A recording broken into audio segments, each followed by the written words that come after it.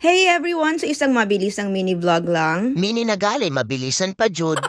So bali last week, kailangan ni Kael ang costume for career day. Actually, parang hindi naman siya matatawag na career day kasi hindi naman nila susuotin yung costume for the whole day. Parang sa iisang subject lang. So ano yun? Career hour? So ayun nga, at nag-chat siya sa tatay ko, nang hiram siya ng safety helmet at safety goggles. Tapos kinabukasan niya, eto na nga, hinatid ng tatay ko yung mga gamit na hiniram ni Kael. Sumama pa yung pamangkin ko kahit ang init-init. Ano down? Tangtang manahimik. Ay, tangtang ng himit. Amir. Ang sabi ko nga, ba't pa siya sumama? Ang init-init. Kaso ang sabi ng tatay ko, eto pa nga daw yung mas excited na magpunta na sila dito. Kanina pa daw siya inaaya. Bahalag init basta makalaag.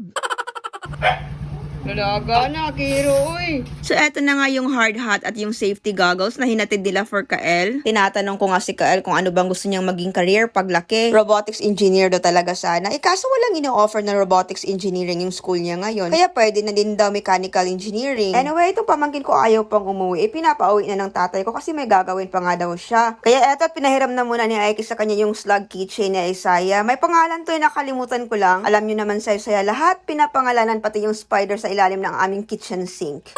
So, ayan nga, at umuwi na din sila after. So, kinahaponan, pagka-uwi ni Kael sa school, ayan nga, at sinusukat na niya yung magiging costume niya for the career day. Shoutout nga pala dun sa friend ko na nagbigay nitong long sleeve polo. Actually, pinagliitan to nung anak niya, tas binigay na niya sa boys. At buti na lang din at kasya pa kay Kael kasi wala na talaga silang maisuot. Kasi lahat ng polo na meron sila ay napagliitan na din at pinamigay ko na. Kids are growing up so fast these days. Talagang hirap akong maka-keep up. Especially sa wardrobes, lalo na 3 sila. At aminin natin, medyo mahal talaga yung gamit ng boys kumpara sa girls. So, yun. So, ayan nga, kinabukasan, he was getting ready for school. Ayan nga, at ang dami niyang dala. Nasa tote bag yung mga gamit niya for the career day. Magpapalit na daw kasi sila dun sa isang subject lang. So, ayun. Okay, Papa, I love you.